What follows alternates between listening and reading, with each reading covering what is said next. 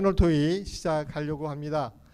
예, 오늘 다시 한번 우리 소개해 드리겠습니다. 우리 백남원 목사님이십니다. 예.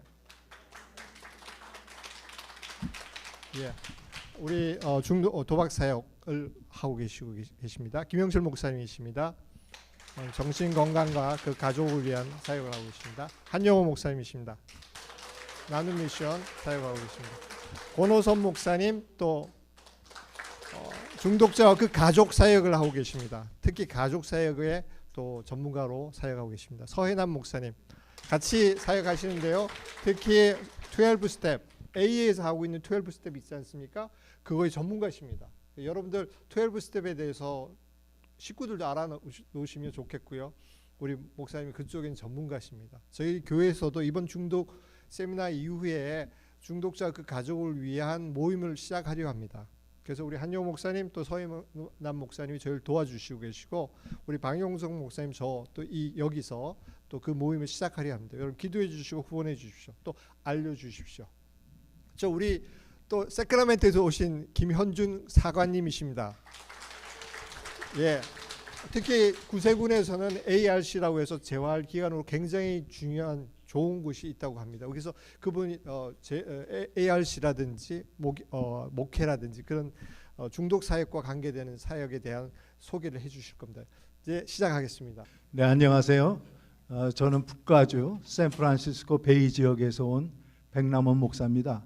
저희 교회는 농아교회로서 장애 있는 분들의 교회입니다. 예배는 수화로 드리고 있고요. 그런데 제가 17년 전에 2005년도에 우연히도 농아분을 전도하다가 그분의 동생이 보스턴에서 왔는데요. 저한테 도움을 청했습니다. 알고 보니까 그 동생이 보스턴 쪽에서 벌써 대학교 다닐 때부터 로체스터 인스티튜트를 다녔는데 그때부터 도박에 손을 대가지고 좋은 그 직장도 가졌었는데 도박 때문에 그 직장도 다니지 못하고 결국에는 산호세에 있는 누나 집으로 그 동생이 올 수밖에 없었고 그 동생이 또 이렇게 캐시 레지스터에 손을 대고 그래가지고 그 누나 되시는 분이 저한테 도움을 요청했습니다. 그래서 돕기를 시작했는데 이것이 혼자로서는 회복하기가 어려운 그런 질병이기 때문에 저한테 좀 이렇게 광고를 통해서 같은 어려움을 가지신 분들이나 가족들이 함께하면은 도움이 서로 될 것 같다고 해서 이 모임을 시작하게 되었습니다. 그런데 처음에 모임을 하려고 광고를 했는데 그때 저는 비로소 알았어요. 중독을 가진 당사자는 물론이고 그 가족들이 얼마나 이 중독 때문에 고통스러워하고 힘들어하는지를 그때 알았습니다. 그래서 그때부터 중독 사역을 시작하게 되었습니다. 그리고 그 중독 덕분에 저는 처음에 그 산호세에서 좀 멋진 교회를 하는 게 꿈이었어요. 그랬는데 이 중독 사역을 하면서 하나님께서 저에게 바른 목회가 무엇인가를 알려주셔서 저는 이 중독 사역 덕분에 올바른 목회관을 가지고 조금이나마 목사라는 그런 모습을 가지고 생활하고 있습니다. 그래서 다시 한번 하나님께서 이 중독 사역을 하게 해주신 것을 감사드리고 또한 중독 있으신 분과 그 가족분들 모두에게 감사를 드립니다. 정치기관으로 처음 시작됐습니다. 어제도 환우 가족을 만났는데 제가 생각할 때는 좀 더 많은 우리 환우 가족분들이 오늘 드라마에서 나온 것처럼 용기를 내서 손을 내밀고 도와달라고 하는 분들이 좀 많이 나와야 될 것 같아요. 무지하고 몰라서 치료 시기를 놓치는 경우를 너무나 많이 보거든요. 우리 한인들의 그런 아픔이 너무 많고 너무 깊어요. 그리고 이 사역을 하면서 이제 제일 가슴 아픈 거는 자살하는 경우를 많이 보거든요. 처음에는 돕겠다고 시작했는데 지금은 살려야 되겠다 이런 생각으로 사역을 하고 있습니다. 혹시 이 가운데 멘탈 이슈로 고민하고 계시는 분들은 오늘 대화의 시간을 통해서 도움이 되는 그런 유익한 시간이 되기를 바랍니다. 감사합니다. 저는 나눔선교회를 올해로 26년째 섬기고 있고 중독된 형제 자매들과 함께 숙식하면서 사역하는 그런 교회입니다. 저희 선교회는 저들을 치료하고 저들을 변화시키고 저들을 가리키려고 시작한 것이 아니고 오늘 드라마와 같이 저들과 함께 동행하기 위해서 그리고 우리를 치료할 수 있는 분은 오직 하나님 한 분인 줄로 믿습니다. 근데 친구가 필요하죠. 친구 되기 위해서 선교회 시작했습니다.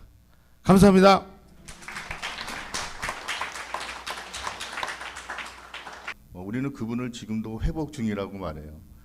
그래서 이런 리해 센터에 가서 이제 몇 년을 보내기도 하고 또 6개월 이상의 시간을 보낸 후에 또 재발을 하고 이런 과정을 어느 정도 겪고 안정이 된 상태에서 지속적으로 같이 지내는 모임이 필요한데 그런 소그룹 모임을 통해서 그 12단계라고 하는 그 회복 프로그램이 영적으로 더 성장할 수 있는 진정한 어떤 중독에서 스탑이 되지만은 더 완전한 치유는 그 중독을 잊게 한 어떤 우리 내면에 그 프로그램화된 어떤 그런 삶의 습관이 바뀌어야 되거든요.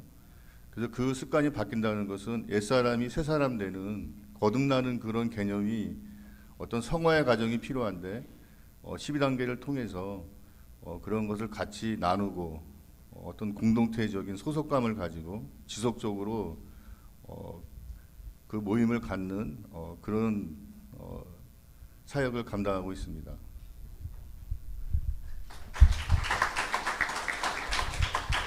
네, 저는 사크라멘토 구세군 한인교회에서 담임 사역을 맡고 있고요. 저도 개인적으로 어렸을 때부터 많은 이제 어뷰즈를 당하고 마음에 이제 마음에 많은 상처를 받고 또 자살까지 시도를 했던 사람입니다. 그래서 정신질환에서는 굉장히 제가 관심이 많고요. 대학교 전공도 심리학을 전공했고요. 상담을 전공했습니다. 그래서 심한 자폐 아이들과 일을 많이 했었고요. 또 교육청에서 Behavioral Specialist로 아이들을 많이 도왔고요. 저 구세군에 오기 전에 전도사로 20년 동안 유스 아이들과 함께 했습니다.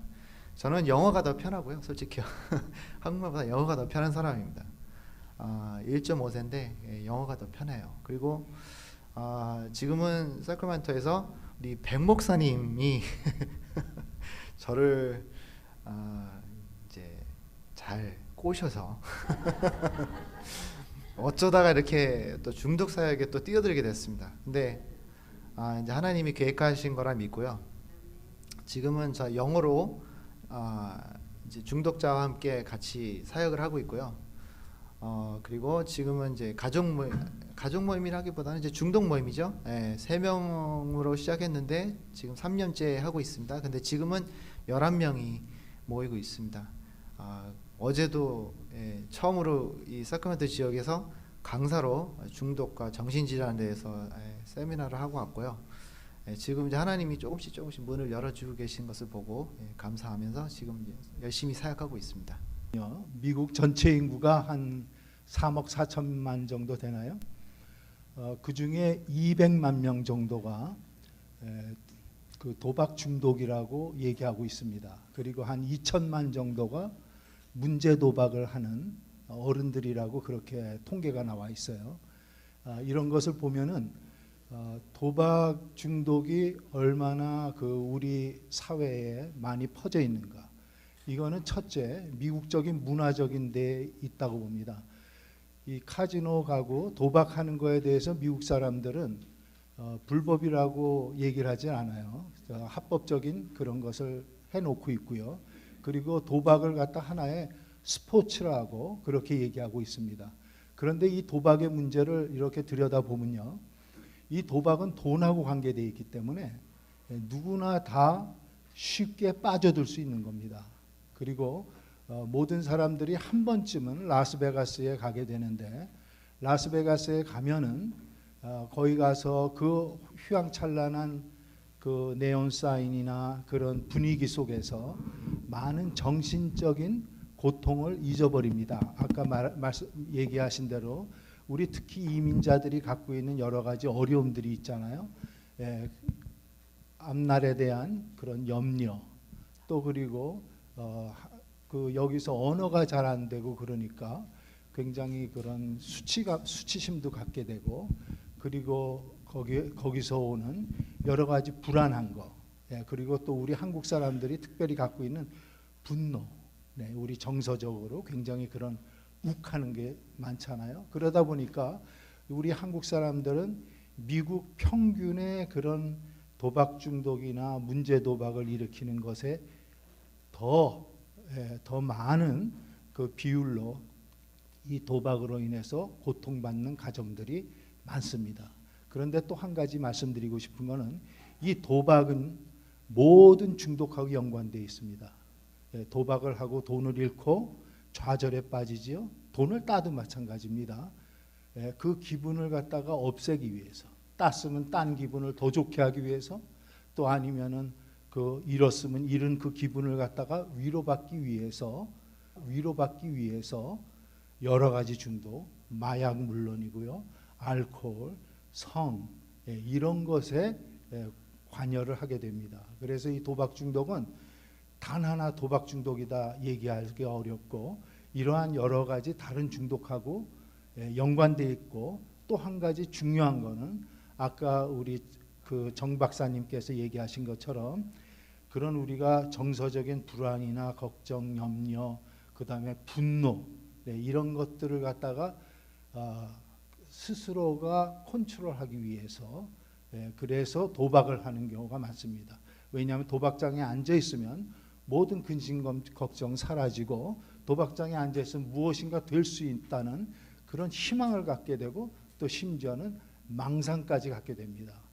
그래서 이 도박이야말로 정말로 심각한데, 그런데도 불구하고 이 미국이라는 사회는 이 도박의 문제를 각각 개인의 어떤 스포츠의 그런 일환으로 생각해서, 심지어는 정부에서 알코올 중독이나 마약 중독에 대한 전문기관 속에서 도움을 주지만, 이 도박만은 그렇지가 않습니다. 도박만은 여러분들이 도박만으로는 도움을 받을 수가 없어요. 마약이나 알코올이나 정신건강으로 많이 도움을 받을 수가 있습니다. 그리고 또 한 가지, 제가 말을 길게 하면 스탑해 주세요. 또 한 가지 중요한 거는 뭐냐면 DSM-5에서 아까 얘기하셨죠? 그 미국의 진단기구, 아주 이거는 전 세계적으로 참조하는 그러한 진단기구입니다. 그 매뉴얼에 2013년도에 개정된 게 DSM-5예요. 그것이 지금까지 최근의 건데, 거기서 비로소 도박 중독을 정신질환의 일종으로 거기에 넣었습니다. 그래서 이제는 도박 중독도 마약이나 알코올과 같은 정신질환으로 받아들이고 있는 것이 현재적인 추세입니다. 감사합니다. 네, 김영철 목사님 부탁드리겠습니다. 저는 간단한 통계 자료를 하나만 소개하겠습니다. 저희들이 12년 전에 처음 시작할 때는 LA 정신건강국 DMH에서 슈퍼바이저 되시는 분이 이런 얘기를 했습니다. 왜 LA 카운티의 한국 사람들의 자살률이 타 인종에 비해서 4배나 높은가? 자기들이 어떻게 하면은 한인 커뮤니티에 도움을 줄까를 고민하고 있다고 하더라고요. 약 2년 전에 팬데믹 전에 나온 자료는 그 자살률이 4배였는데 이제는 2배 정도로 많이 떨어지기는 했습니다. 그럼에도 불구하고 타인종에 비해서 한인 자살률이 굉장히 높고요. 그 다음에 또 하나는 우리 한국 분들 중에 멘탈 이슈가 있다고 인정하는 사람들 중에 치료받고 있는 비율, 나는 멘탈 문제가 있습니다, 치료받고 있습니까? 라고 물어보면은 약 17%만 치료를 받고 있어요. 그러니까 10명 중에 1명 내지 2명만 의사를 만나거나 약을 먹거나 상담을 받거나. 근데 반대로 또 백인 커뮤니티에서는 멘탈 이슈가 있다고 인정하는 사람 중에 치료받고 있는 비율이 약 60% 정도 됩니다. 그러니까 굉장히 우리 한국 분들이 정신질환에 대해서 거부감이 많고 또 편견과 오해 때문에 치료를 안 받고 있다고 하는 거, 그것이 문제라는 것이죠. 네. 이 정도 참고로 말씀드립니다.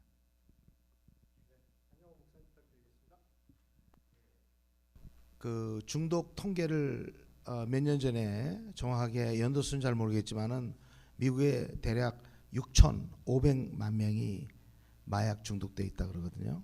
그다음에 이제 마리아나가 종류가 한 800가지가 넘는데 그걸 리걸라이즈 시켰어요. 그러니까 약물 중독이 된, 특히 이제 마약 중독된 그 사람들이 생각보다 굉장히 많거든요. 그렇기 때문에 이 중독 문제는 가정에서 해결 못해요. 그러니까 자녀가 마약을 했을 때 부모가 도와주려고 하는 것 자체가 좀 약간 어리석은 거예요. 왜냐하면 부모는 마약 문제는 절대로 도울 수가 없어요. 그러니까 그 문제만큼은 꼭 전문가랑 의논해서 전문가의 어드바이스를 꼭 들으셔야 돼요.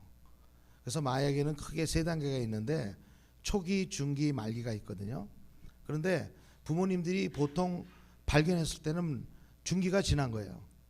그러니까 그런 상태에서 자녀를 도우려고 하는 것은 좀 어리석고, 그 돕다 보면은 자녀는 중독자지만은 부모님들은 간접 중독자가 돼가지고 상태가 누가 더 안 좋으냐 하면 마약을 한 부모가 안 좋은 게 아니고 마약을 안 하고 있는 부모가 상태가 굉장히 안 좋아요.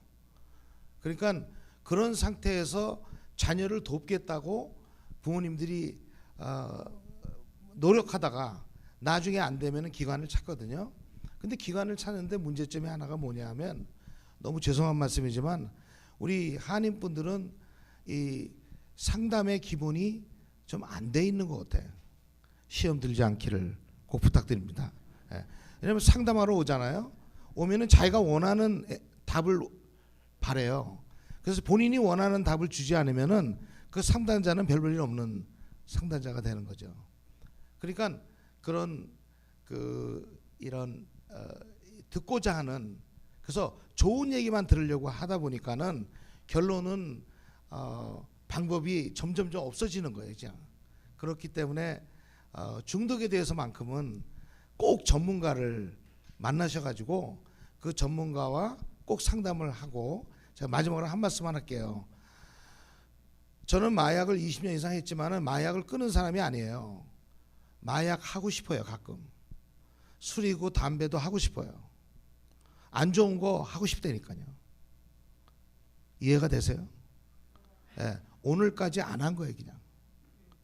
그러니까 안 하는 거예요. 안 하는 거. 끊는 게 아니고 안 하는 거예요. 담배 끊었다, 전 안 믿어요. 술 끊었다, 안 믿어요. 뭐 노름 끊었다, 그것도 더더욱 안 믿어요. 중독은 끊는 병이 아니에요. 그냥 안 하는 거예요. 네, 중독자 가족들이, 아내들이 아까 이야기한 거, 그 드라마에서 보면 아내의 이야기가 있고 그리고 그 형제 자매의 이야기들이 있잖아요. 그분들이 가족들이잖아요. 제가 그분들을 상담하는데 그분들이 와서 얘기하는 거는, 늘 묵상하고 늘 고민하는 거는 중독자를 어떻게 고칠 것인가, 아니면은 어떻게 중독자로부터 이 가정을, 이 상황을 지켜낼 것인가, 중독자와 사는 거를 어떻게 이겨낼 것인가, 막 이거에 초점이 맞춰져 있어요. 그런데 사실은 그렇게 계속 묵상하고 생각하고 시도하고 싸우고 하고 있는 그 가족이 아파요.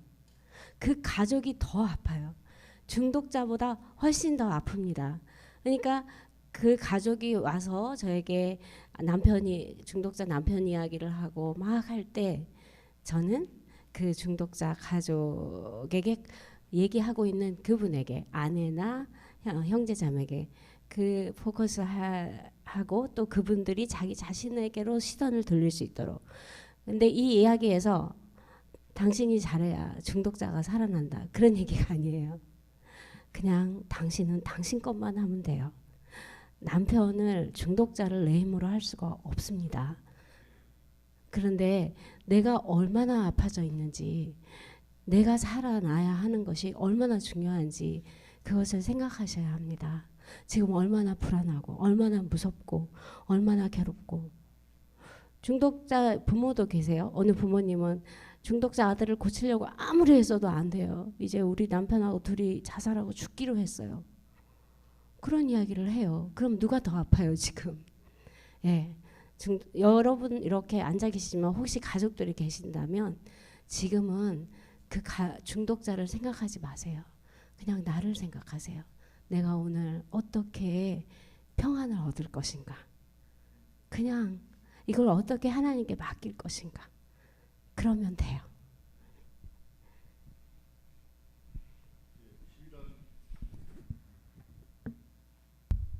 예.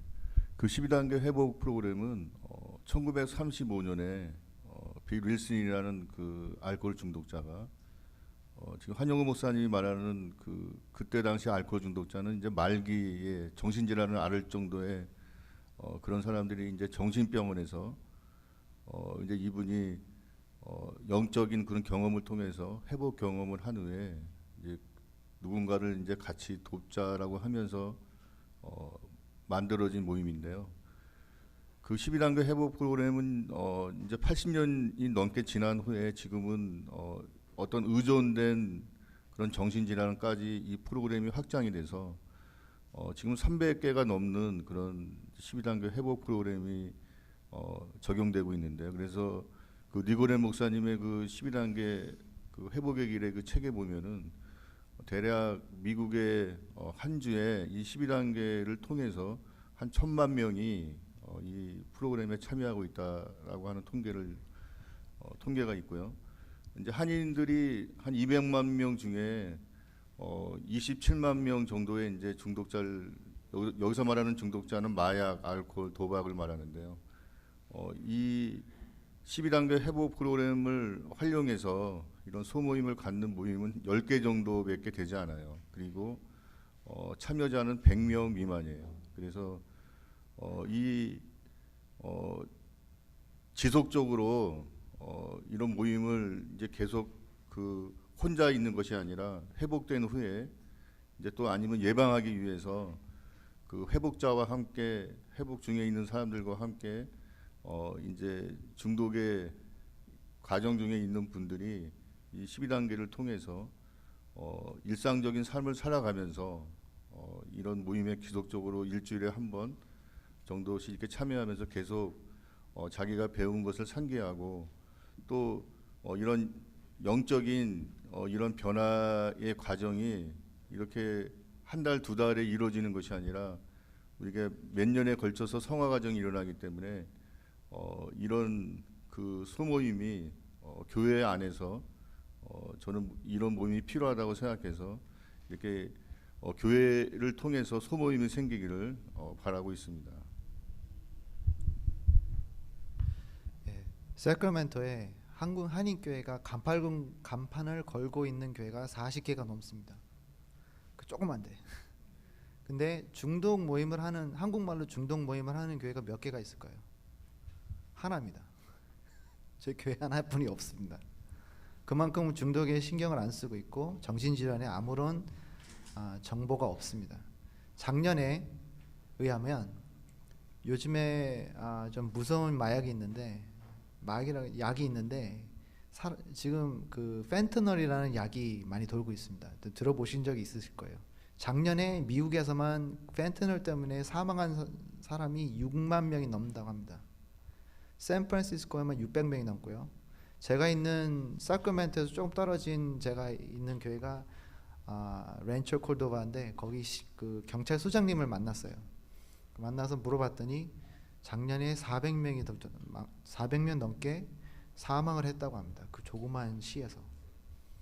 근데 우리가 이런 문제를 보면서 또 특히 코로나 때문에 더 많은 정신질환과 중독에 대한 문제가 많이 생기고 있는데 대책이 없다라는 겁니다. 어떻게 해야 될지도 모르고 어디 가야 될지도 모르고요. 그래서 제가 요즘에 미팅에 조금 오시는 분들이 좀 이렇게 저한테 말씀해 주시는 게 사관님이 이 미팅 안 했으면 저는 어떻게 할지 몰라요라는 말씀하신 분들이 많아요. 그래서 정말 심각한 문제들이 일어남에도 불구하고 그냥 덮어둔다든지 모르니까 그냥 계속 아파하고 있는 분들이 너무나 많다는 것을 말씀드리고 싶습니다. 이제부터 여러분들의 시간입니다. 여러분 어떤 질문들을 하고 싶으십니까? 제 마이크를 드리겠습니다. 혹시 하시겠어요? 네, 저는 김영철 목사님이랑도 얘기하고 지난 한 3, 4년 정도 이제 어드바이스도 듣고 이제 그랬거든요. 그래갖고 그러니까 나를 케어하고 걔네들을 그냥 모른 척해라. 이제 그런 어드바이스를 이제 받아들였어요. 그래갖고 이제 소셜 워커가 이제 let social worker do the work. 그리고 이제 애는 이제 쫓아내라. 그래갖고 이제 저희가 사실은 애가 이제 나중에는 뭐 계속 911 부르고 이제 그런 일이 많아갖고 이제 뭐 소리도 듣고 뭐 이제 그런 거 있잖아요.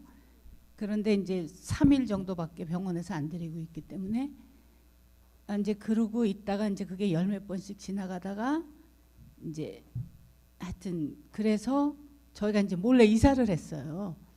이사를 했는데 이제 그래서 이제 계속 그래서 이제 모른 척하자 이렇게 됐는데 이제 아기를 가지게 된 거예요. 그런데 이제 가족이니까 이제 완전히 모른 척할 수는 없고 그런데 이제 저희가 시니어 센터로 이사를 갔기 때문에 이제 같이 살 수는 없어서 이제 그거는 너무 좋은데 이제 아기를 가지게 돼 갖고 근데 이제 아기를 말하자면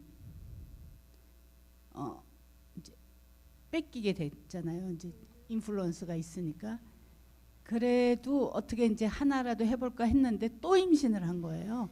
그래서 이거를 모르는 척하고 싶은데 이제 계속 너무 불쌍한 거예요. 그래서 이거를 안 도와주는 게 도와주는 거라고 알았는데 그러니까 금전적으로 안 도와주더라도 뭔가는 도와야 될 것 같은데 지금 이제 나이도 그러니까 지금 또 임신 상태거든요. 그런데 이제 말하자면 홈레스 같이 됐고 이제 또 둘째까지 또 뺏길 것 같아요. 그래서 이거를 이제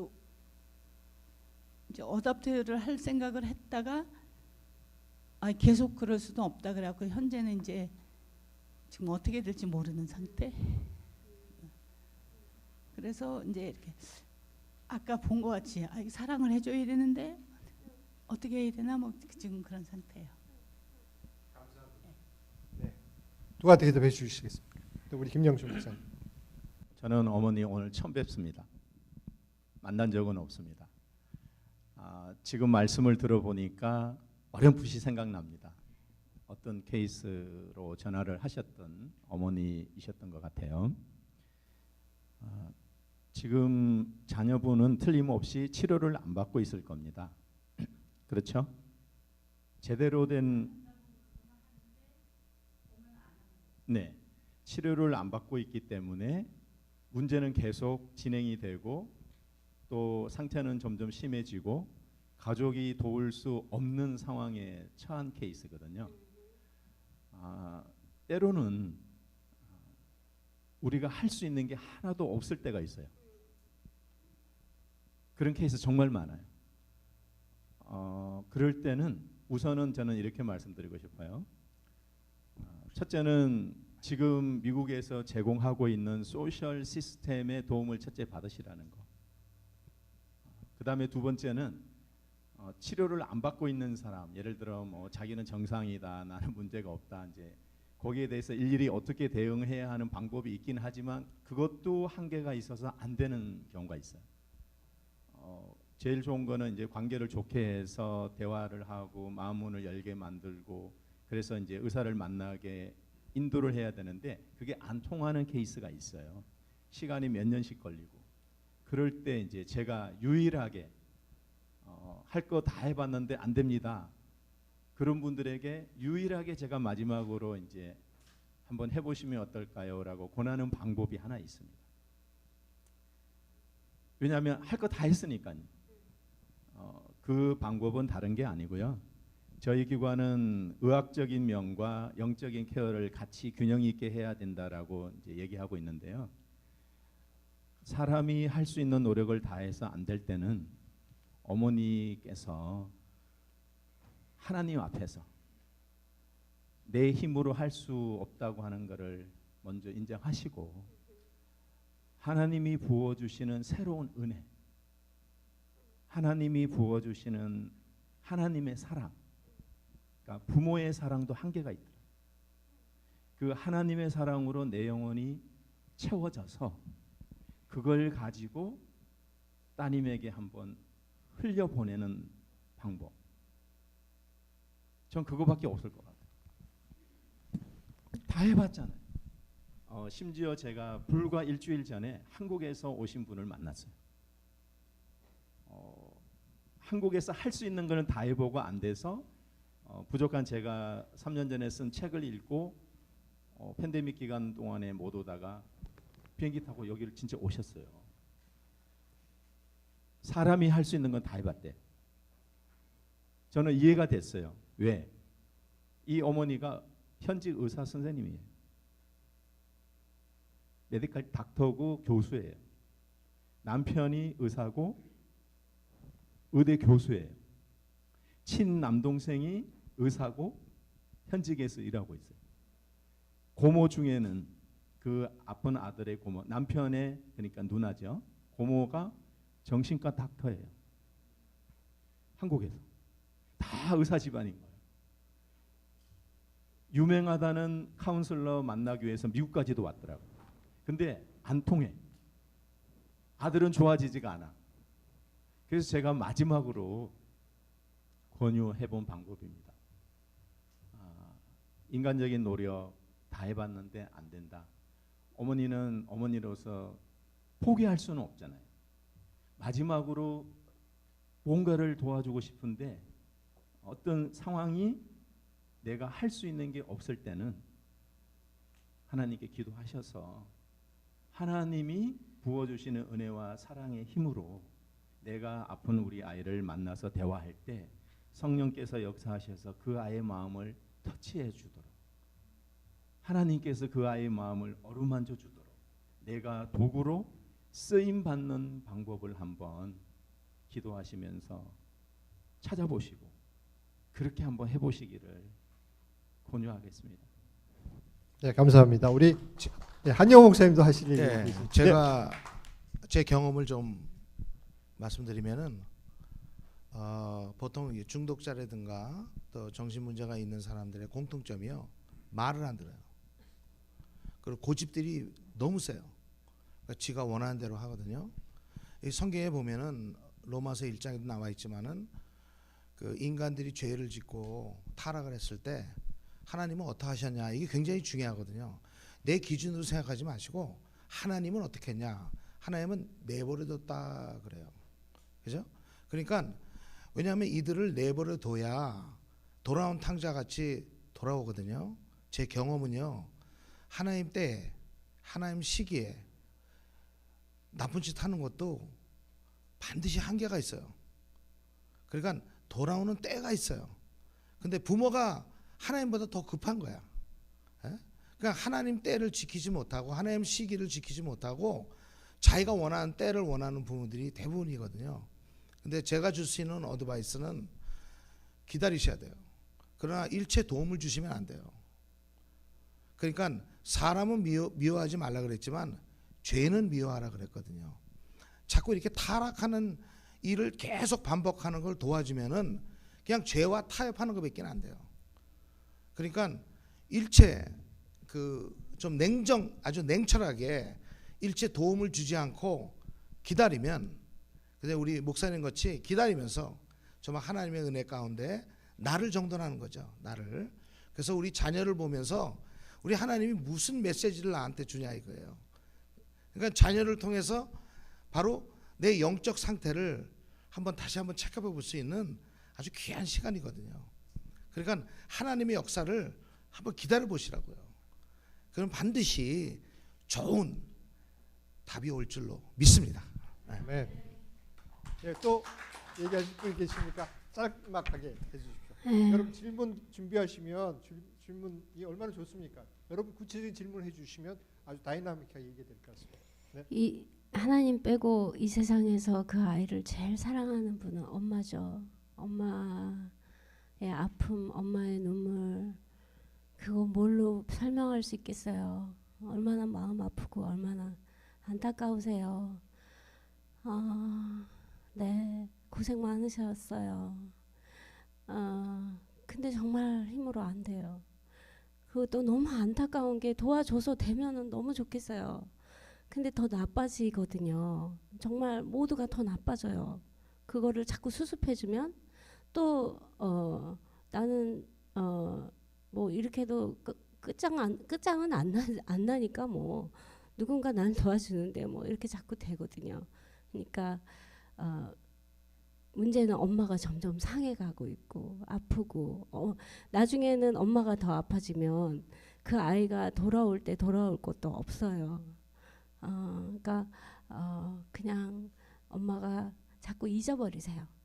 자꾸 그 아이의 상태를 해결할 수 없으니까 자꾸 잊어버리시고 생각하면 할수록 이제 나는 자꾸 복잡해져요.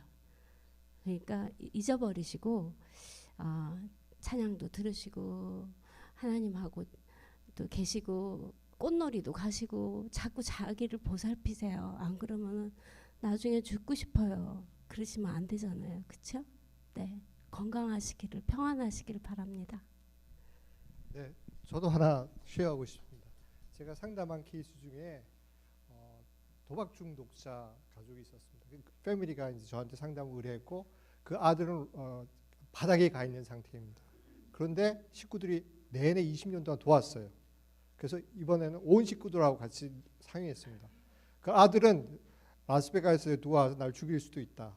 돈 안 갚아주면 난 죽는다까지 위협을 했습니다. 그래서 식구들이 그냥 지켜만 봤습니다. 그리고 아파트 전기도 다 끊어졌습니다. 그래도 지켜만 봤고 음식만 사위가 가서 매형이 가서 음식만 나눠주고 살아있는지만 확인하고 기다렸습니다. 우리가 도와줄 수 있는 건 너가 구체적으로 우리가 얘기한 리헵센터에 가서 다시 받으면 그때부터 우리가 컨택하겠다. 항복하면 우리가 해주겠다. 근데 여러 번 제안도 왔는데 자기 조건을 걸더라고요. 절대로 하지 않았습니다. 마지막까지 식구들이 같이 기도하고 같이 얘기하고 목사님의 도움을 많이 청하십시오. 많이 위로 받으시고 같이 얘기하시고 목사님하고 같이 기도하시고 그러면 때가 되니까 그 친구가 더 이상 못하겠다. 그래서 그 친구가 립센터에 가고 그 다음부터 모든 식구들이 함께 훈련받고 함께 기도하고 함께 트레이닝하고 지금은 결혼해서 잘 살고 있습니다. 가능합니다. 기도하시고 믿음으로 가십시오. 네, 질문.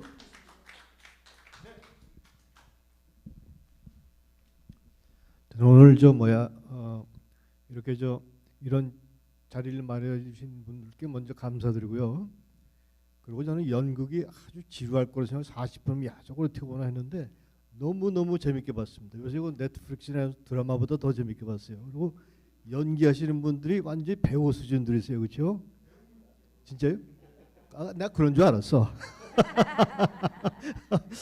저는 제 옆에 있는 우리 아들놈이 아까 좀 말씀하시는데 엄마만 사랑하고 나 아버지도 사랑합니다. 왜 아버지를 빼놓고 얘기하세요? 정말 죄송해요. 아버님의 그 사랑은 정말 더 깊더라고요. 예. 우리 스탠리가 한 2년 전부터 제가 나눔 선교회 보내려고 그러다가 자기가 안 간다면 갈 수가 없잖아요. 그래서 이제 그러다가 참 이거 지난 2년 동안 참 정말 너무 많이 힘들었습니다. 근데 3월 달에 이제 자기가 혼자도 이제 감당을 못 하겠으니까 시작한다고 그래서 이제 3월 22일 날 들어서 2달 됐습니다. 저는 오늘 희망이 하나도 없었어요. I didn't have any hope at all. 근데 제가 이번에 나눔 선교회에서 우리 스탠리 2달 있으면서 Now I have hope. 우리 스탠리가 반드시 이겨내고 언젠가 돌아오리라고 믿습니다. 그리고 내가 그저 선교회 가보니까 애들이 나 이거 뭐 깡패 새끼들만 있는 거 이렇게 생각했어. 이거 야 이런 데서 우리 아들 놈 어떻게 보내나. 이놈은 깡패는 아닌데. 근데 가서 보니까 애들이 눈빛이 얼마나 선량하고 얼마나 착해 보이는지. 그러니까 이거 약들 처먹어서 그런 거지 절대 나쁜 놈들이 아니에요. 절대 나쁜 애들에서 저희는 제가 드리고 말씀이 우리가 다 힘을 합쳐가지고 정말 우리 어떻게든지 우리 아들놈 자식놈들 제대로 돼가지고 사람 새끼를 되는 거 한번 같이 한번 봤으면 좋겠습니다. 그래서 제가 나왔습니다. 감사합니다. 누가 응답해 주시겠어요? 우리 서현아 목사님이나 질문이 있으시죠? 질문이 아니고요. 이미 원하는 대답을 들었어요. 제 아들이 마약 때문에 나눔에 있다가 그야말로 이제 집에 왔어요. 와가지고 현재까지는 저는 제 사연을 다 오픈했어요. 친구들한테도. 왜 오픈을 했냐면은 우리 아들이 자기가 도움이 필요하다고 손길을 내밀었기 때문에 치료 과정에 들어갔기 때문에 저는 그게 창피하다고 생각을 안 했어요. 그래서 다 주위에서 알고 있어. 주위에서 물어봐요. 아들 어때? 그러면 집에 와서 잘 지내고 있어. 오늘까지는. 현재까지는. 이렇게 얘기를 해요. 왜냐하면 말씀하셨듯이 우리 목사님 말씀하셨듯이 회복 중. 스탑이지 퀴시 아니다. 이런 걸 참 이제 세뇌를 받아가지고 지금도 오늘 우리 아들은 회복 중이구나. 아직까지도. 지금 보기에는 멀쩡하지만 그래서 더 많이 내가 관찰을 해야 되는구나. 안심하면 안 되는구나.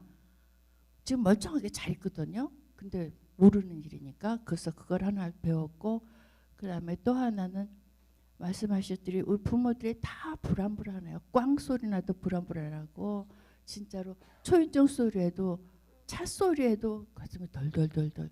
얘가 다 나면 내가 병이 나겠구나 할 정도로. 그런데 그러면서 내가 해야 할 수 있는 게 뭔가 하더니 우리 목사님도 항상 말씀하셨고 또 방금 들었듯이 기도. 그리고 정말 더 많이 하나님의 은혜를 갈구해야 되겠구나. 너무 난 부족하구나. 더 많이 해야 된다 하는 거 오늘 답을 들었어요. 감사합니다. 감사합니다. 제가 한 말씀 할까요? 네. 우리 부모님들이 참고로 아셔야 되는 것 중에 하나가 이제 치료를 받는 과정에 있는 친구들은 이제 이따대로 치료를 받고 집에 간 형제 자매들이 꽤 많이 있거든요. 근데 이제 가장 중요한 게 그들이 다시 마약이나 어떤 중독에 들어가지 않게끔 부모가 꼭 하셔야 될 행동들이 있어요. 제일 먼저 뭐냐면 자식을 바라보는 눈부터 바꾸셔야 돼요. 그 째려보는 눈이 그 자식을 다시 중독자로 만드는. 그러니까 어디를 갔다 오면 위아래부터 훑어보고 또 냄새 맡고 하는 이거 아주 굉장히 안 좋은 거거든요.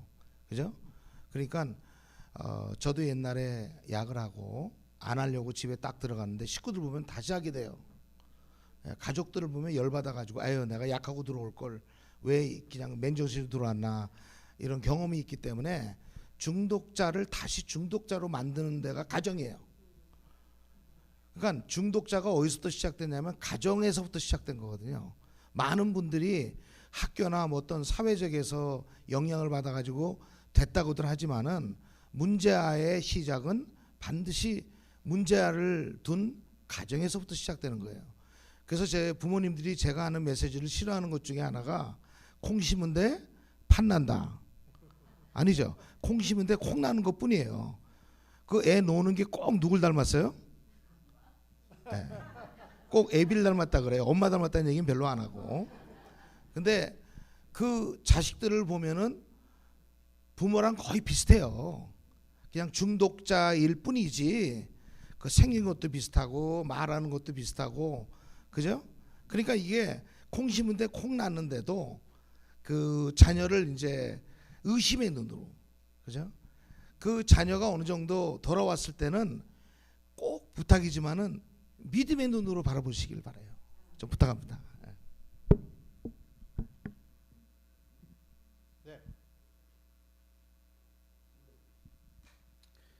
네, 안녕하세요. 저는 LA에서 굿라이프 케어 리소스 센터를 운영하고 있는 김윤철 목사입니다. 질문 한 가지를 먼저 좀 드리고 패널 분들의 좀 의견을 듣고 싶어서 마이크를 잡았습니다. 그리고 한 가지 먼저 광고드리는 것은 그 제가 현재 LA 카운티 디파트먼트 멘탈 헬스에서 아시안 퍼시픽 아일랜드 그 공동 의장으로 있거든요. 근데 이번에 LA 카운티 그 정신건강국에서 한인 클리닉을 오픈합니다. 그래서 한인분들이 누구나 가셔서 한국어로 상담받을 수 있고 서비스 받을 수 있으니까 벌몬 갤러리아 옆에 있는 새로 생기는 그 새로운 건물에 가시면 1층에 오픈합니다. 그러니까 그건 알아두시면 좋을 것 같고 질문 한 가지는 사실은 한국 분들이 그 교회 안에서 뭐 아까 패널분들 얘기했지만 교회 안에서 이런 걸 좀 많이 해야 된다고 말씀하지만 현실은 한국 분들이 교회 안에서 자기의 문제를 오픈하면 바로 낙인을 지켜버리고 결국은 교회를 다 떠나게 되는 케이스가 되게 많거든요. 그러면 사실은 지금도 패널분들 6분 앉아 계시지만 2분만 남가지고 계시는 분들이고 나머지는 다 북가지고 계시는 분들인데 그만큼 사실 이 LA 카운티도 어디 서비스를 받고 도움을 청할 때가 별로 없다는 게 현실이거든요.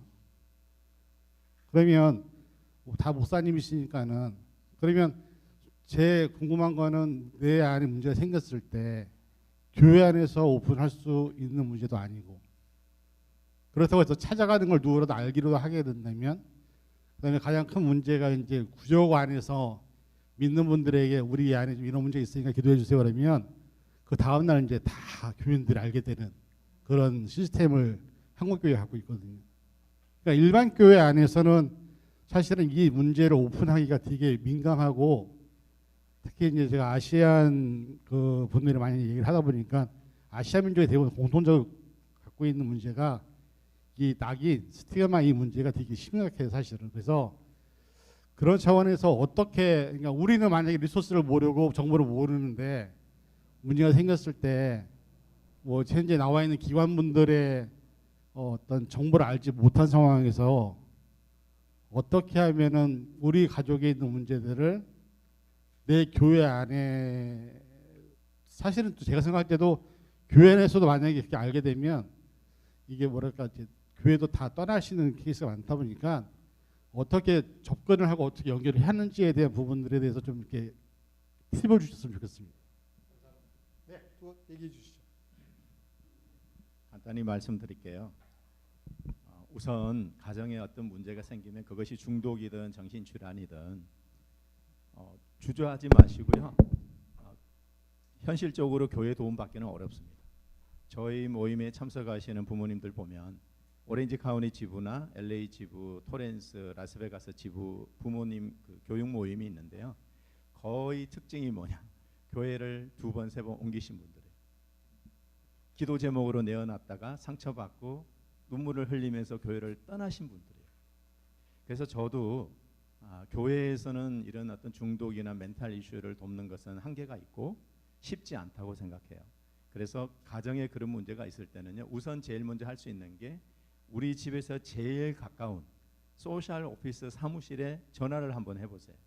우리 가정에 이런 문제가 있는데 도움받을 수 있겠느냐고 물어보시는 거예요. 우선은 첫째, 소셜 오피스 사무실. 그 다음에 우리 집에서 가까운 카운슬링 센터나 그 다음에 카운슬링 센터가 아니더라도 도와주려고 하는 그 의외로 그런 어떤 그 단체들이 있어요. 한국 분들이 사실 정보가 없어서 부족해서 그런데 그곳에 문의할 수 있는 곳은 있습니다. 오렌지 카운티 같은 경우는 이제 우선 영어권이 영어로 자기가 뭔가 도움을 청하려고 하면요. 멘탈이라는 단어가 거부감을 주기 때문에 그런 단어를 빼고 그냥 헬스 에이전시라는 이름을 달고 누구나 다 무료로 상담받고 도움을 받을 수 있는 퍼블릭 기관들이 있어요. 이제 한국 분들은 많이 이용을 안 하시죠. 잘 몰라서. 제가 영어권 청년들은 거기 많이 데려가요. 본인이 상담받기 싫어하는데 이제 같이 가면은 용기가 생기니까. 거기 가면요 의사 도움도 있고 무료로 약도 처방받을 수 있고 거기에 한국말 하는 카운슬러 선생님도 계세요. 근데 한국 분들은 안 와. 그래서 저는 우선 우리가 살고 있는 집 주소 근처에 소셜 사무실이나 그런 도움을 줄 만한 기관을 좀 찾아보시면 좋고, 찾을 수 있는 방법 중에 제일 간단한 방법은 요즘 구글에서 소셜 오피스 그리고 인 내가 살고 있는 시티를 한번 쳐보세요. 그러면 관련된 기관들 리스트가 구글에 쫙 나옵니다. 그러면 아무데나 집에서 제일 가까운 곳에 전화를 하셔서 내가 이런 문제가 있는데 도움을 받고 싶다. 그러면 당사자가 그 분야 전문가가 아니면 정보를 줍니다. 어디에 문의를 해보라고. 그런 방법을 이용해 보시면 어떨까 이런 생각이 듭니다. 네, 감사합니다. 지금 밖에 나와 계신 분이 LA 카운티 정신건강국에서 오신 프로모터들입니다. 그러니까 여러분들이 그분들한테 연락하셔서 물어보셔도 되고요. 그 다음에 헬스 디파트먼트가 멘탈 헬스 디파트먼트가 800-854-7771 6번을 거시면 그게 한국어 서비스가 있습니다. 좀 기다리시더라도 다시 한번 할까요? 800-854-7771 거셔서 영어로 받으면 6번을 누르시면 한국어 서비스가 나옵니다. 근데 요즘 사람들이 너무 많아요. 그러니까 기다리셔도 인내를 갖고 기다리시고 그래서 하시면 좋을 것 같아요. 그래서 여러분들 지금 현재 LA에는 많은 도움 주실 단체가 있습니다. 전화하셔서 구체적으로 하시고 메디칼이 없으신 분들도 도와드립니다. 예. 제가 아까 그 목사님이 잠깐 교회는 그러면 어떻게 해야 되느냐, 교회에서 교회 입장에서는 어떻게 해야 되냐. 저희가 나눔 선교회가 나눔 그 중독 캠페인을 13년 동안 했어요.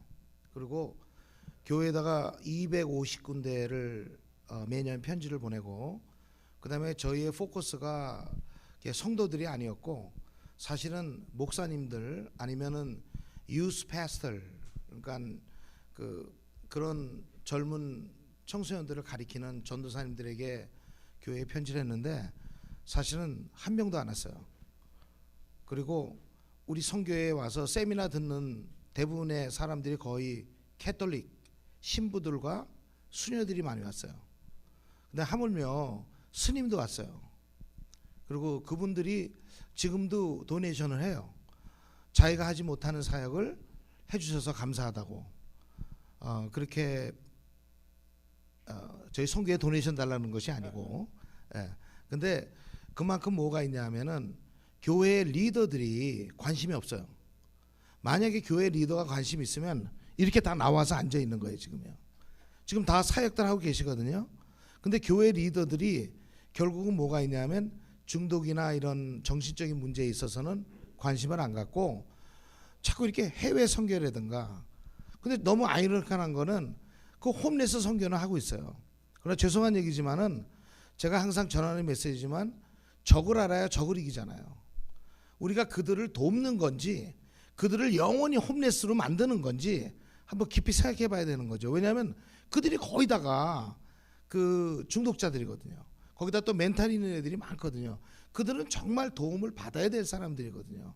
그러나 어떤 물질적인 도움이 아니고 정말 어떤 개인적인 어떤 도움을 필요하고, 지금 이런 정신건강 이런 데도 그 홈레스한테 갈 수 있는 많은 찬스가 있는데도 이게 그런 거는 우리가 구체적으로 돕질 않고 자꾸 뭐 먹여주고 그냥 텐트 갖다 주고 신발 주고 하는 그런 사역들을 많이 하는데, 그 사역 자체가 나쁘다고 제가 말씀드리는 건 아니지만은 근본적으로 그것이 결코 도움이 되는 건 아니라는 거예요.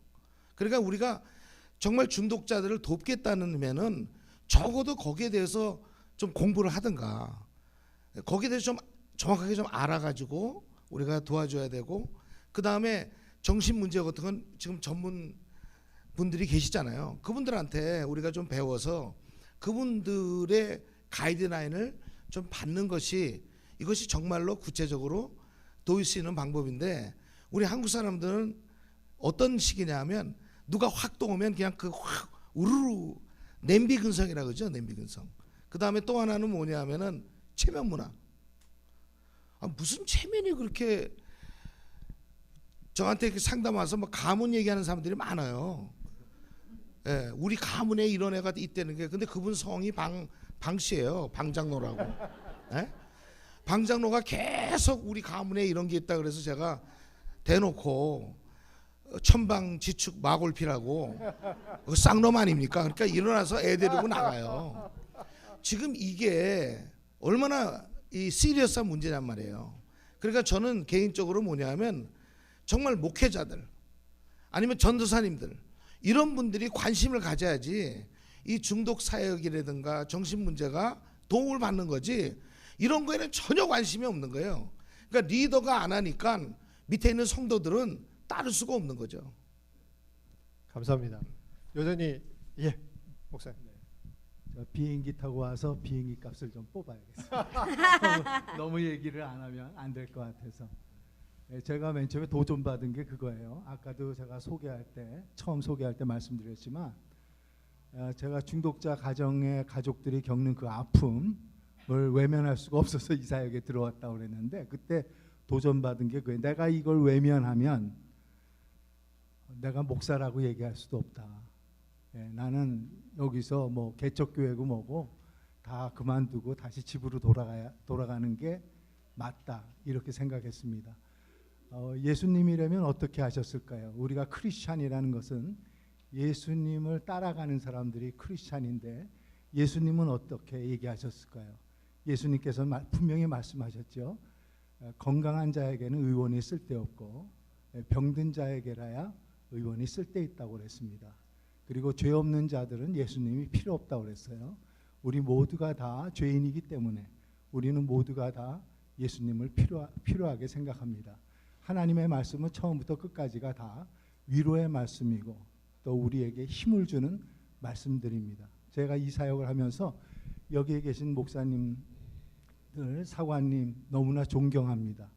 왜냐하면은 바로 예수님과 같은 그러한 사역을 하시기 때문이죠. 우리 한국 교회가 문제가 뭐냐? 저는 비교 한번 해보고 싶어요. 미국에는 각 교도소마다 또 교회마다 대부분이 2만여 개가 넘는 그러한 치유 모임이 있습니다. 중독이나 또 정신질환에 대한. 그러나 한국에는 아까 우리 세크라멘토 사관님께서 얘기하신 것처럼 한 군데밖에 없다고 얘기하고 있어요. 그리고 제가 알기로 우리 또 산호세에는 우리 서해남 목사님께서는 교회 자체를 중독자를 위한 교회. 그래서 중독이 없으면은 그거는 우리 교회 못 와요. 별로. 별로. 제가 말 끝난 다음에 좀 해주세요. 네. 하여튼 제가 알기로는 그렇게 알고 있습니다. 잘못 알고 있으면은 수정해 주시고요. 네. 그래서 제가 아까 말씀하신 것처럼 우리 한국 교회에서 정말 중독이란 걸 나타내면은 교회에 다닐 수 없다. 저희가 또 일반 교회에 농아교회니까 일반 교회에 가서 방을 빌려서 예배를 드리고 있는데 하루는 우리 농아집 자녀들이 놀고 있는데 그 다른 애하고 놀고 있는데 그 다른 애 놀고 있는 애의 엄마가 와서 걔를 데리고 가요. 그래서 왜 데리고 가나 했더니 그 같이 노는 애 부모님이 농아라서 장애집 아들 장애 있는 집 자녀라고 그렇게 얘기합니다. 그래서 이러한 것들이 물론 다 그런 건 아니에요. 그러나 우리 교회 자체가 분위기 자체가 교회에서 아픔을 자유롭게 얘기할 수 있고 또 그 아픔을 하나님의 말씀을 통해서 위로받을 수 있다면 우리 교회는 말없는 정말 힘 있는 선교를 하는 교회라고 생각합니다. 다시 한번 이러한 그 질문을 해주신 목사님께 감사를 드립니다. 예, 제가 조금만 간단하게 교회에서 중독 사역을 어떻게 할 수 있는가 그렇게 지금 말씀하신 걸로 제가 이해했는데요. 저희는 원래 일반 교회를 하다가 지금은 중독자 교회를 하고 있어요. 근데 일반 교인하고 그 중독자하고 섞이니까 저희가 중독자 가족에게 집중을 못 하겠더라고요. 서로가 불편해지고 그래서 지금은 이제 중독과 관련된 교회 사람들만 교회에 올 수 있고 관련 없는 분들은 저희 교회에 올 수 없습니다. 근데 백 목사님이 중독작을 시작해서 저희들을 만들었고요. 또 김현중 사관님이 또 하게 되고. 근데 교회에서 할 수 없지 않고요. 할 수 있습니다. 그런데 조금 오픈하셔야 되는 게 뭐냐면 중독 사역을 내 교인들만 위해서 하겠다. 내 교회를 세우기 위해서 프로그램의 일환을 하겠다. 그런 거를 그만 생각하시고 내가 이 사회에 도움을 주기 위해서 우리 교회가 중독 사역을 한다. 중독 회복 모임을 한다. 그렇게 하면 일반 사람들을 받아주는 거죠. 그러니까 교인이 우리 교인이 아니어도 사회적 소셜 서비스로 하는 거예요. 그리고 다른 사람이 올 때 받아주는 거하고 반대로 우리 교인을 자꾸 우리 교회에서만 해결하고 막 그러지 말고 다른 교회나 다른 단체에서 그 중독 사역을 할 때 이렇게 보내주는 거죠. 그럼 이제 다른 교회에서 하면은 교인 뺏기지. 교인 뺏기세요. 그 사람 살리는 게 중요하고 중독자들 힘들어요. 모시고 계셔도 힘들어요. 가서 살면 되잖아요.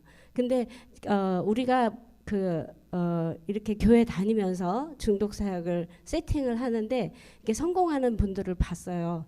이 김영준 사관님이 너무나 성공적으로 잘하시는데 저희가 가서 같이 이렇게 봤거든요. 근데 다른 교인들뿐만 아니라 천주교인들이 오는 거예요. 근데 그분들 이제 기독교인 되게 만들고 뭐 이런 목적이 아니고 그분들이 중독자 가정이 살아날 수 있도록 돕는 일을 하고 계세요. 그 교인보다 많고 또 다른 곳에서도 그 교인 데리고 우리가 가서 이렇게 하고 교인 데리고 중독 사역 시작했는데 거기 교인은 이제 안 오는데 그 교인은 회복이 안 됐는데 다른 교회에 있는 교인이 거기 와서 회복이 됐어요. 그리고 그냥 이 교회 교인 된 건 아니고 자기 교회 잘 다녀요. 그러니까 좀 더 넓게 열어서 하면 얼마든지 할 수 있다고 생각이 됩니다. 감사합니다. 우리 서현한 목사님하고 김현준 사관님 또 준비해 주시고 혹시 얘기할 거 한마디만 하시겠어요? 네. 왜 예수님 제자들이 이 세상을 흔들어 놓을 수 있던 이유가 뭔지 아세요? 사명입니다. 사명을 갖고 했기 때문에 할 수 있었던 거예요. 여기 앉아 계신 모든 분들이 특히 저도 그래요.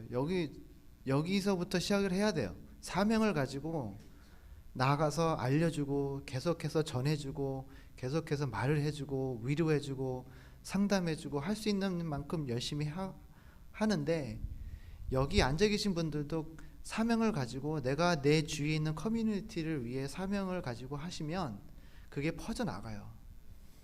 그래서 누군가가 해주기를 바라고 기다리면 아무도 안 합니다. 근데 내가 가서 나는 지금 아무것도 모르고 있지만 내가 내 자신을 무장을 하잖아요. 무장이라는 거는 knowledge예요.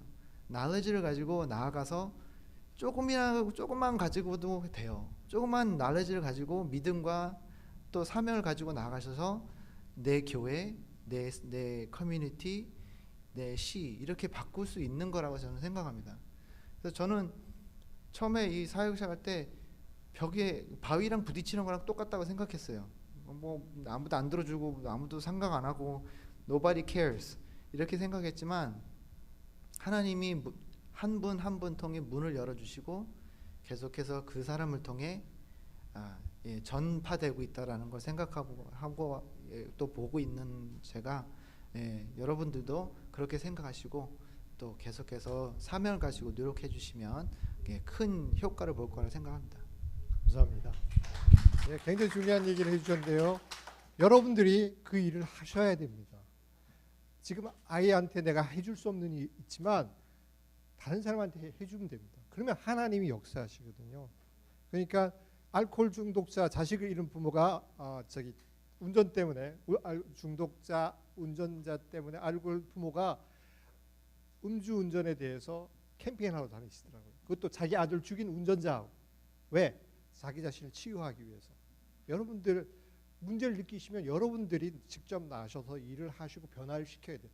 수치라든지 사회적인 스티그마 문제, 낙인 문제를 우리가 없애야 됩니다. 그래야지만이 우리가 건강한 사회, 오픈된 사회를 만들 수 있습니다. 죄송합니다. 제가 길게 해서. 예, 여러분들 중에 예, 감사합니다. 제가 지금 이제 이 여러분들 너무나 좋은 말씀을 듣고 이제 느낀 게 하나 있어요. 그게 뭐냐면 중독자 자꾸 그러니까 아이들이 중독이 되는 거야. 근데 치료자, 회복자 그렇게 언어를 바꾸면 회복이 되는 거예요. 그러니까 우리가 언어를 바꿔야 될 것 같아요. 예, 거기에서 제가 지금 이렇게 저는 이제 여기 왜 왔냐면 뭐라도 배우면 내가 회복이 되고 그리고 다른 사람들을 또 회복시킬 수 있는 그러한 계기가 될 수 있다 해서 세미나 뭐 강연이면 하여튼 어디든지 쫓아가요. 뭐라도 배우려고. 그래서 우리한테 필요한 건 뭐냐면 갈급함이 있어야 되고, 첫째는 갈급함이 있어야 되고 우리가 언어를 바꿔야 돼요. 왜냐하면 하나님도 이 천지를 창조하실 때 말씀으로 천지를 창조하셨잖아요. 그리고 이 말에는 파워가 있어요. 일어나 보세요. 예, 일어나잖아요. 그렇죠? 이거 좀 뒤로 좀 옮겨 주실래요? 예, 이 언어에는 파워가 있어요. 그렇기 때문에 여러분들 언어를 바꾸셔야 돼요. 이 못된 놈, 이 나쁜 놈, 그 말을 하지 말고, 야, 너 정말 잘했구나. 아이고, 어떻게 이렇게 잘했어? 아유, 우리 아들 너무 잘생겼네. 그렇게 언어를 한번 바꿔보세요. 그러면 이 아들이 돌아와요. 여러분들이 왜 아들이 망가지고 딸이 망가졌냐 하면 이 못난 놈 이것밖에 못해? 항상 그렇게 얘기하니까 애들이 거꾸로 나가는 거예요. 그래서 여러분들 자신부터 내가 이거는 중독을 끊을 수가 있는 게 아니고 이거 안 하는 거야. 그렇게 말하지 말고 하나님이 이거 다 끊어주셨어. 언어를 바꾸세요. 그러면은 다 끊을 수 있어요. 예, 언어를 바꾸십시다. 예. 그리고 우리들입니다. 너희들이 아니라 우리들입니다. 예. 또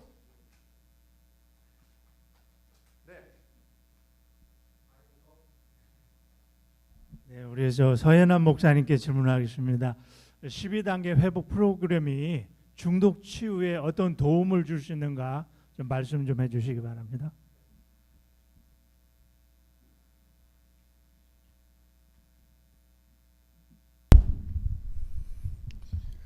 저 개인적으로 이제 이 사역을 한 지가 한 10년이 됐는데요. 이제 그 중독에 관한 이제 이 12단계를 이렇게 이제 연구도 하고 또 같이 이제 나누기도 하면서 깨달은 게 뭐 언어의 문제라고 그렇게 이제 말씀하셨는데 결국은 그 사람의 어떤 뭐라 그럴까 오랜 시간 동안 왜 언어로 안 되냐면요. 그 우리가 의식에 있을 때는 어느 정도 통제가 가능해요. 그러나 우리의 대부분의 문제는 그 가족의 문제는 어린 시절에 무의식 속에 다 이렇게 들어가 있어요. 더군다나 트라우마 같은 어떤 사건을 통해서 그 뇌에 입력된 것은 이 몸이나 뇌 속에 그 무의식 속에 이렇게 잠재되어 있기 때문에 내가 아무리 통제를 하려고 해도 말을 아무리 통제를 하려고 해도 어느 순간에 그 말이 나오게 되고 또 트리거가 돼서 그렇지 않은 상황에 또 나는 그거를 안 하고 싶지만은 우리는 그런 어떤 프로그램화에 된 어떤 그 자기의 어떤 인격 퍼스널리티는 바꿀 수가 있는 게 아니에요. 그러니까 아예 그거를 지워야 되는데 그거 지우면은 뇌사 상태가 되니까 우리는 정상적인 삶을 살면서 그런 좋지 않은 거를 제거하고 좋은 거는 우리가 계속 개발을 해야 되는데 이 상황을 제가 깨달은 거는 중독자의 회복은 수도자의 삶이에요. 오늘 하루를 사는데 이 하루를 내가 어떻게 살 것인가, 할 것인가 안 할 것인가, 이 기로에서 하나님이 우리에게 그 선택의 자유를 주셨는데 이것이 내 의식으로 안 되잖아요.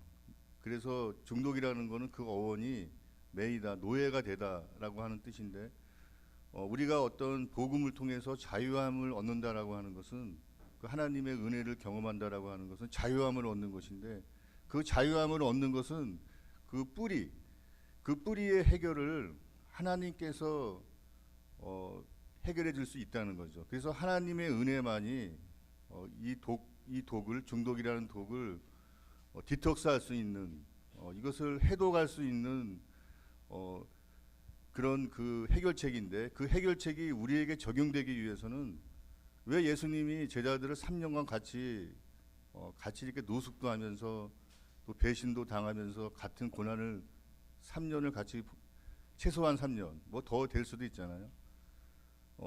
그런데 그렇게 같이 동행하면서 그런 제자 훈련하는 과정을 통해서 제자들이 그 다음에 그 사명감을 가지고 그 복음의 사역을 감당했듯이 이 중독 사역도 그것이 변화하기까지는 많은 사람들의 수고가 있는 것 같아요. 그러니까 이렇게 한영우 목사님처럼 정말 거친 분들을 이렇게 어느 정도 다운 시켜 놓으면은 또 다음 어떤 가정이라든지 어떤 모임이 계속 연계가 돼서 그 사람이 마치 수도자의 삶을 살아갈 수 있는. 그래서 이 중독이라는 것이 저주가 아니고 이 중독이라는 것이 나쁜 게 아니라 이 중독을 회복하면서 이전과 이후의 삶이 변화되어져서 도리어 이 중독이 그 축복의 통로가 되는. 그래서 누구든지 98%의 사람은 중독자라고 그래요.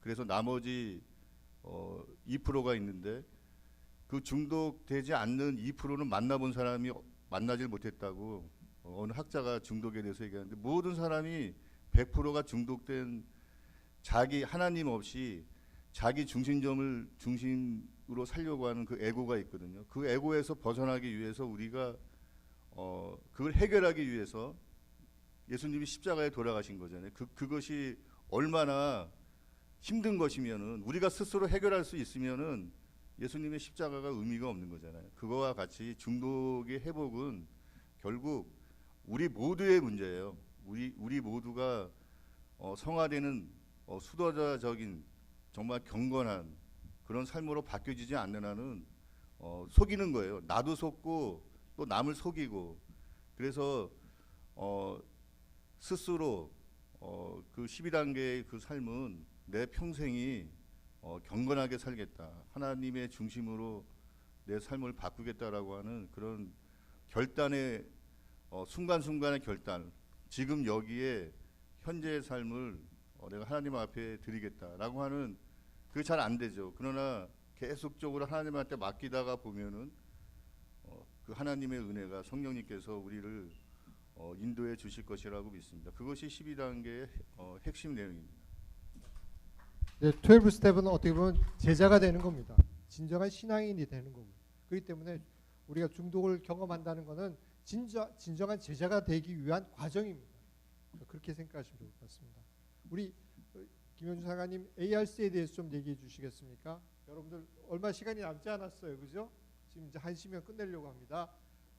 마지막 끝나기 전에 질문 있으시면 꼭 해주시기 바랍니다. 예, ARC를 소개하자면 구세군을 잠깐 소개를 해야 됩니다. 구세군은 윌리엄 부스라는 분이 시작을 했는데 그분이 이 중독 사역이라고 말하면 중독 사역이라고 할 수 있습니다. 처음에 런던에서 사람들이 다 외면하고 버림받은 사람들을 위해 이제 사역을 시작했습니다. 그래서 그 사역 시작한 게 뭐냐면 이제 구호가 있는데 구세군은 쓰는 구호가 있습니다. Soup, Soap and Salvation이라는 구호를 쓰는데요. 숲은 이제 숲은 이제 그 뭐 음식이나 이제 육체적인 필요함을 채워주고, soap은 인간의 모습을 다시 되돌려주고, salvation은 구원을 주는 그런 이제 믿음으로 나아가고 있는데요. ARC라는 이제 약자인데 Adult Rehabilitation Center입니다. 근데 지금 구세군의 큰 사역 중에 하나고요. 무료로 아무나 어른이면 18살 이하면 누구든지 들어갈 수 있는 센터입니다. 프로그램 자체는 9개월 정도의 예, 풀로 하면 9개월 할 수 있고요. 언제든지 나갈 수는 있습니다. 근데 이제 그 좀 독특한 거는 12단계도 하고 있고요. 그다음에 카운슬링도 하고, 근데 낮에 아침부터, 새벽 아침부터 저녁 잘 때까지 가만히 놔두질 않습니다. 일을 시킵니다. 그러니까 아침부터 일어나서 침대를 안 만들면 페널티가 있어요. 그 페널티를 많이 먹으면 쫓겨납니다. 그러니까 이 인간의 비헤이비어를 바꾸기 위해 열심히 가리키고 또 노력해주고 하는 기관이 이제 ARC인데, 여기 애나하임에 미국에서 제일 큰 ARC가 있어요. 그래서 거기 한번 가보시면 한번 시간 있어서 가보시면 알겠지만 굉장히 큽니다. 근데 거기 많은 사람들이 변화를 받고 나옵니다. 그래서 그 ARC에 대해서 좀 더 좀 알고 싶으시거나 또 지역마다 있어요. 근데 좀 몇 군데 닿기는 했는데 지역마다 있긴 있습니다. 그래서 나중에라도 궁금하시거나 또 누구한테 알려주고 싶으시면 나중에 저한테 찾아오셔서 대화를 하시면 제가 알려드리도록 하겠습니다. 여러분 질문이 있습니까? 얼마 시간이 없을 것 같습니다. 질문 없으세요? 아니면 하고 싶은 얘기 하셔도 괜찮습니다. 제가 한 말씀 할까요? 예. 시간이 별로 없으니까 네. 제가 그 끝나기 전에 한 말씀 좀 드리고 싶은 거는 크리스토홀릭이라고 들어보셨어요? 그리스도 중독. 그리스도의 중독. 그러니까 신앙생활이 이렇게 보면은 중독돼 있는. 그러니까 제가 많은 청소년들을 접했고 카운슬링도 굉장히 많이 했는데, 우리 여기서 태어난 2세들 있잖아요. 세컨 제너레이션들이 그들이 쓰는 공통 단어가 뭐냐면, 우리 엄마나 우리 아버지는 그 신앙 중독자들이라는 거죠. 근데 부모님들은 본인들이 중독자라고 깨닫지 않고 본인들은 잘 믿는다고 생각하는 거를 뭐라 그러냐면 크리스토홀릭이라 그래요. 그죠? 진짜 잘 믿고 안 믿는 건 사실은 하나님과의 나와의 관계지만은 또 가장 가까운 자녀가 우리 엄마 아빠 정말 그리스도의 본을 보이는 그런 부모님이다라고 생각들을 안 하고 있는 거죠. 안 하고 있다 그러면 어디에 근접하냐면 크리스토홀릭이라고, 그리스도의 중독에 전 근접하지 않나. 그러니까 중독자만 중독자가 아니고 신앙생활을 하는 그 자체도 우리가 중독 아닌 중독이라는 거를 좀 우리가 깨우쳐야 되지 않을까 생각이 돼요. 그래서 뭔가 우리는 중독이 될 수밖에 없는, 우리 모두가 다 중독이 될 수밖에 없는 그런 체질을 갖고 있는 거죠. 그죠? 근데 저는 아까 이렇게 말을 조심하라 그러는데, 제 문제가 지금 목사가 된 지 26년이 지났는데도 제가 제일 많이 쓰는 단어가 18번이에요. 그러니까 아무리 욕을 안 할래도 욕이 나와요, 그냥. 그 다음에 특히 차 운전하잖아요. 그러면 정말 쌍욕이 나와요. 운전만 하면. 그러고선 욕하고 난 다음에 회개해요. 무슨 소용이냐고. 근데 그게 고쳐지느냐? 우리 목사님 말씀하신 거 어째? 안 고쳐져요. 평생 욕을 하고 살았으니까. 그 다음에 우리 성교회 원생들 그래요. 욕쟁이 목사라고. 근데 뭐 요새는 많이 좋아지는 상태가 이 정도예요, 지금. 근데 이게 내가 안 하려고 노력하는 거죠. 중독이라는 건 어쩔 수 없이 안 하려고 노력하는 거죠. 이게 한 번에 딱 끊을 수 있는 게, 그 습관이라는 거는 이게 도저히 해결이 좀 안 돼요. 그러나 우리가 하루하루 성화될 줄로 믿습니다. 그래서 꼭 부탁은 전문가들한테 중독에 대한 문제만큼은 꼭 의논해 주시기를 간절히 부탁드려요. 여기 오신 분들이 LA에서 오신 우리 김영준 목사님이나 한용호 목사님 외에는 세크라멘토, 샌프란시스코, 산호세에서 오셨고요. 다 본인 부담으로 오셨고요. 또 이 세미나를 위해서 도네이션을 해주셨습니다. 그러니까 우리가 딴 데서 얻은 게 아니고, 저희 개척교회이기 때문에 사람도 없습니다. 그렇지만 저희가 이 일을 하겠다고 하니까 이분들이 직접 자비량으로 오셨고 또 도네이션 하셔서 오셨습니다. 여러분 그 열정을 여러분들이 받아서 함께 동참해 주시길 바랍니다. 이제 여러분들 하고 싶은 얘기 이제 하시고 마무리 지려고 하고요. 그래도 내가 질문하고 싶다고 생각하시면 저한테 얘기해 주십시오. 네. 네, 여기 오기 전에 많은 생각을 했어요. 와서 어떤 얘기를 꼭 이렇게 줄여서 할 수 있는 얘기가 무엇일까 생각했는데 한 가지인 것 같습니다. 우리가 아까 우리 서현한 목사님이 전공하신 12스텝, 저도 그걸 공부하면서 개인적으로 공부하면서 제가 느낀 게 있어요. 첫 번째는 자신이 중독자임을 고백하는 거예요. 네, 자신이 나는 문제가 있는 사람이다. 네, 이러한 고백을 할 때 바로 치료로 들어갈 수 있습니다. 환자가 나는 환자가 아니야. 그러면 의사도 볼 필요가 없고 또 약도 먹을 필요가 없습니다.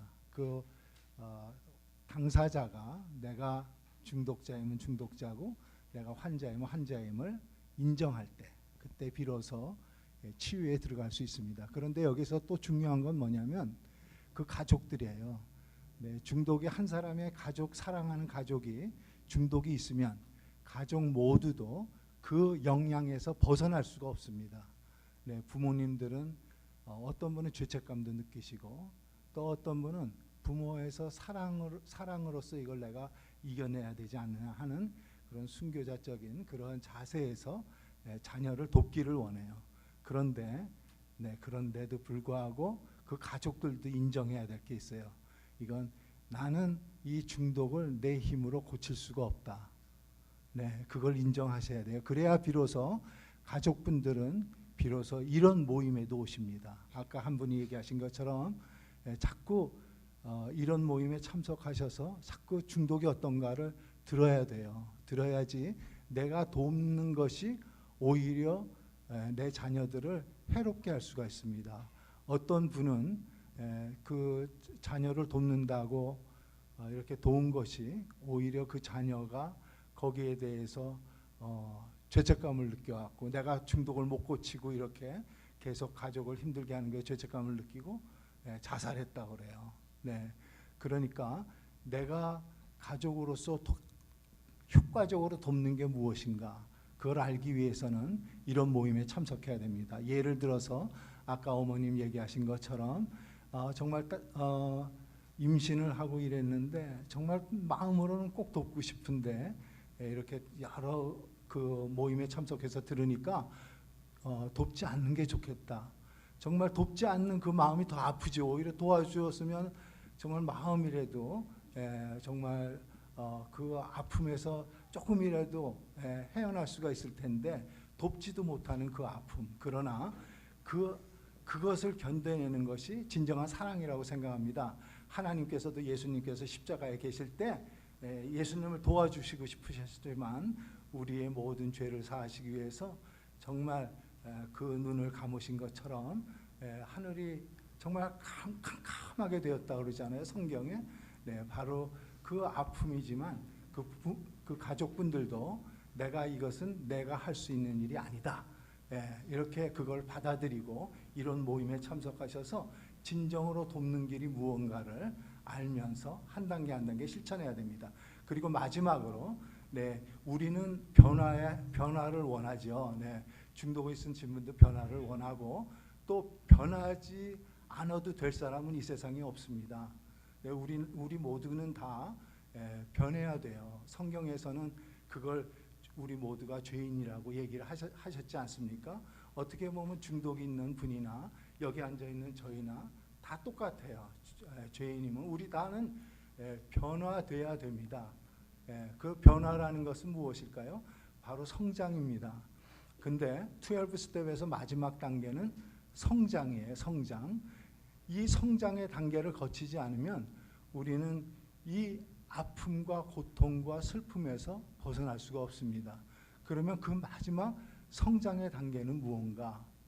우리에게 영적인 눈이 있어야 돼요. 영적인 눈이. 우리는 자꾸 눈으로 보이는 걸 보고서 만족을 하려고 그러고 눈에 보이는 것이 축복이라고 생각하고 그러지만은 성경에서는 오히려 이 세상에 보이는 것이 보이지 않는 것으로 말미암아 되었다고 합니다. 하나님의 말씀으로 이루어졌다고 그래요. 우리는 바로 그 보이지 않는 것에 가치관을 두는 그러한 삶, 그 삶만이 우리가 겪고 있는 지금의 고통을 이겨낼 수 있다고 얘기를 합니다. 네, 아까 우리가 교회에서 가족분들에게 정말 제가 간절히 부탁드리는 것은 17년 동안 제가 이 사역을 하면서 저에게 감동받아서 변화된 중독 있는 분은 없습니다.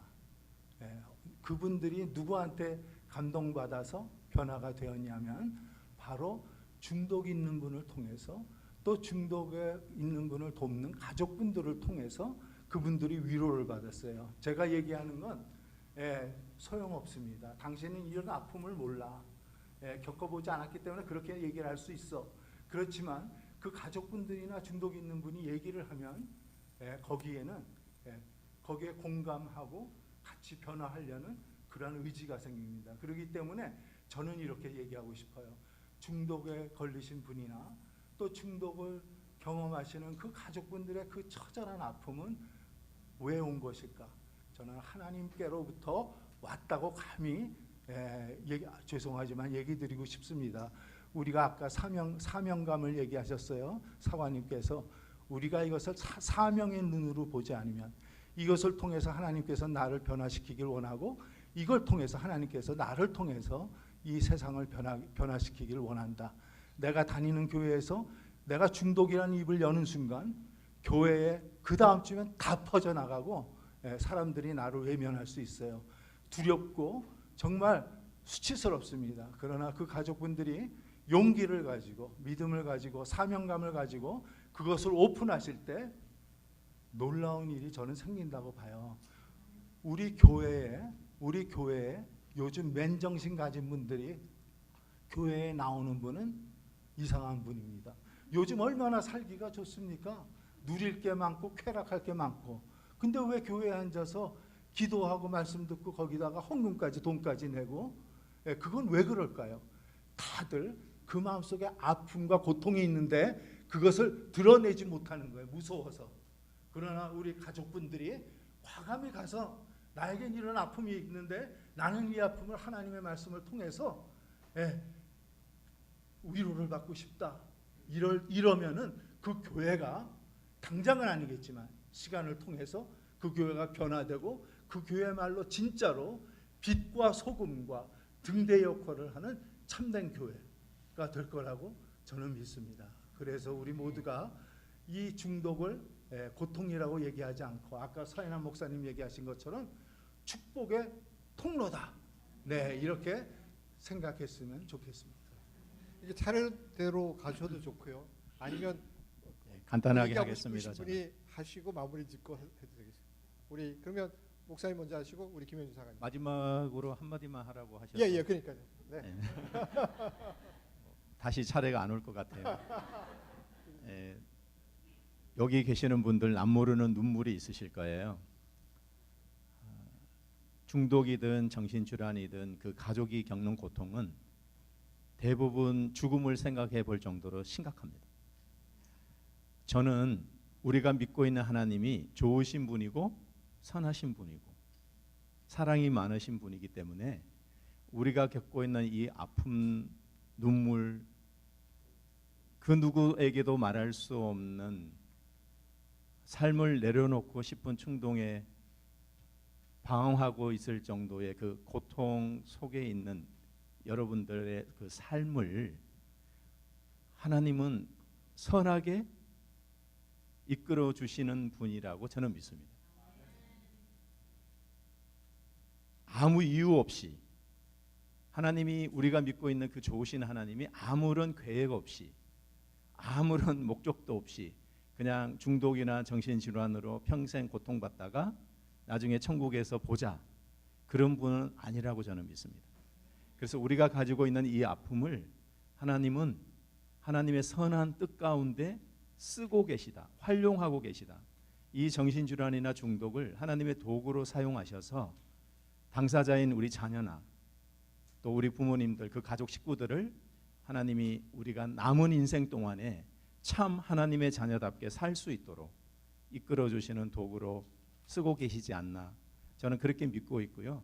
그런 믿음의 눈으로 우리가 가지고 있는 이 아픔을 다시 한번 재조명해 볼 수 있었으면 좋겠습니다. 네, 죄송합니다. 제가 화장실을 가야 돼가지고. 아, 여기 영어가 편하신 분 있으신가요? 영어가 편하신 분 없으세요?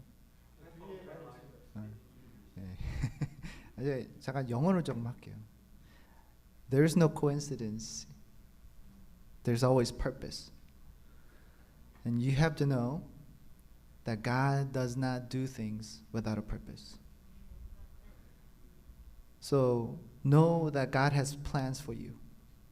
God has great things awaiting for you, but you just have to learn that you have to go through some of the things that you're going through. So I want you to know, first, let go. Second, let God.